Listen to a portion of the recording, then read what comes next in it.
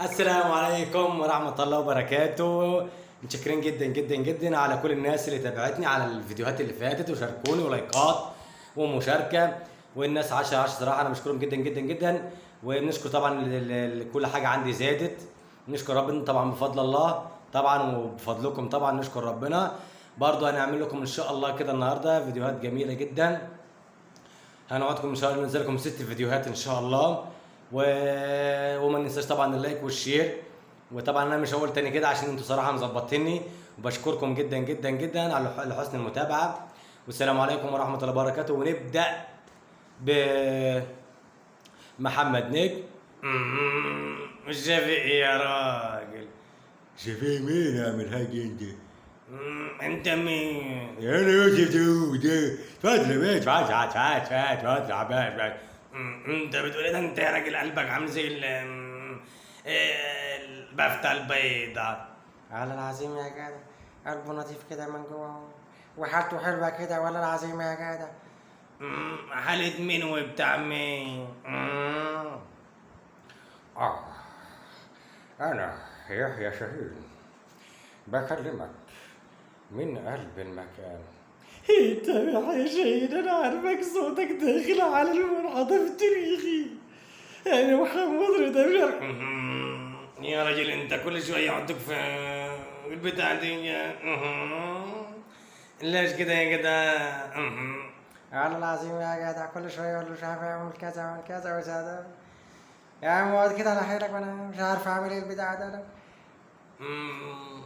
انت قلدت في فيلم الفرن الراجل. انا قلت له اتى شاخل اتى الخاوي، انا هتلفك وهتوس البيت تحمى غصب عنك. ما انت بتعرف تقلد كل حاجه اهو. لا يا اخوانا، كل اي فيلم بخش فيه بظبط الدنيا، والله العظيم يا جدع. والله العظيم. يحيى شاهين من قلب الحدث يحكي ويقول لك ان انا خلاص هنجيب البتاعتين دول ونظبطهم. بتاعتين ايه؟ والله العظيم يا جدع، مش عارف هيجيب بتاعتين. كل شويه يجيب لك بتاعتين. انا رموش كبير وتاني مش عارف ايه حاجه، كل حاجه بيتفصل بقى بس. اتفضل اتفضل في اي حته باك. اتفضل في اي حته. اتفضل عند اي حد. انا لسه شاري اوضه جديده والله العظيم ب 23,000 جنيه. شاريها من اخويا. ايه ده عبيط ده ولا ايه؟ ايه العظيم عبيط ساعة الباشا عبيط. ايه والله العظيم عبيط. الولد ده عبيط في كل شيء، في كل حاجة. والله العظيم يا جدع، كل شويه يحطوا لك في فيديو يقول لك ده مش عارف ايه وعيد شاي وشطه فلفل وكزبره وكمون مش عارف ايه. ما خلص بقى يا راجل، مش خلص بقى.